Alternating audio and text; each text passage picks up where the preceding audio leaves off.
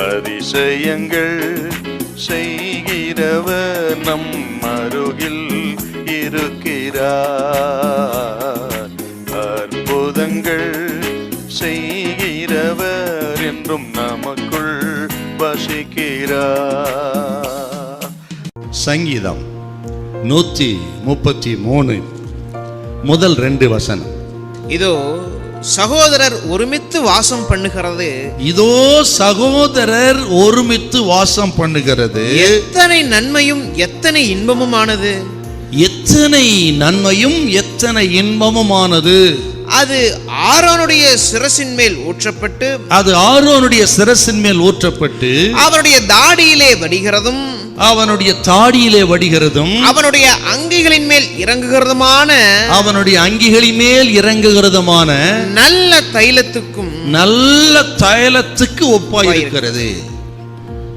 ஆக இந்த ஐக்கியத்தை ஒரு வாசனை வீசக்கூடிய நல்ல தைலமாக பக்தன் தாவீது இங்கே எழுதியிருக்கிறார்.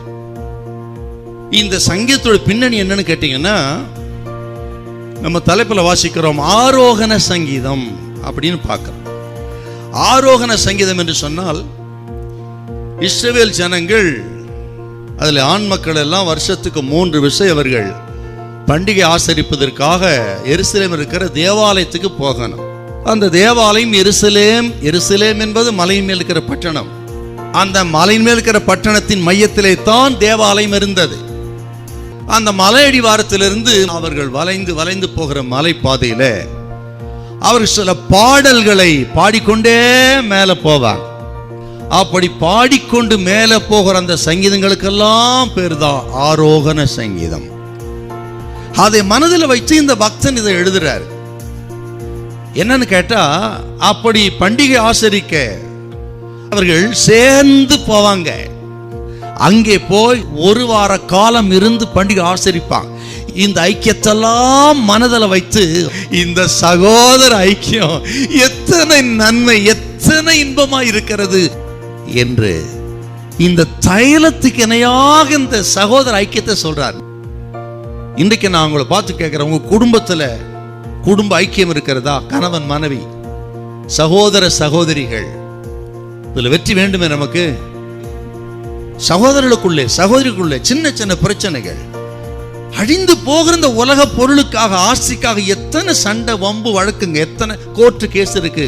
பிரதர் சிஸ்டர்ஸ் குள்ள, பிள்ளைகள் பெற்றோர் உறவு, தாய் தகப்பன் சொத்து வத்து கொடுக்கலங்கிறதுக்காக பிரிந்து கிடக்கிற பெற்றோர் பிள்ளைகள் உறவு, இவர்களெல்லாம் நமக்கு ஒரு ஐக்கியம் வேணும்.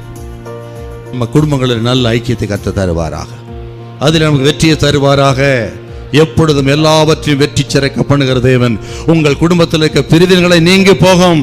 சகோதரர்களுக்குள்ள கணவன் மனைவிக்குள்ள இருக்கிற எல்லா பிரிவினைகளை அகற்றி அன்பையும் ஐக்கியத்தையும் கர்த்தர் ஊற்றுவார். குடும்ப ஐக்கியத்தில் ஒரு வெற்றியை கர்த்தர் தருவார்.